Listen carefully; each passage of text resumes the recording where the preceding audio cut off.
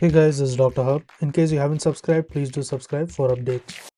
Let's look into the classification of sense.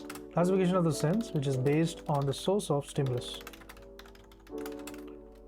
So to begin with, the interoreceptors. So we have the interoreceptors. So interoreceptors, it includes, it's nothing but the baroreceptors,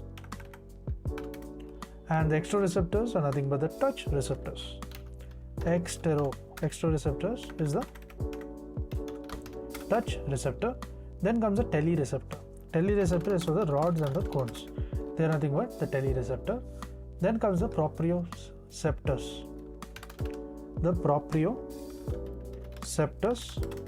proprioceptors, it includes the muscle spindle as well as the Golgi tendon.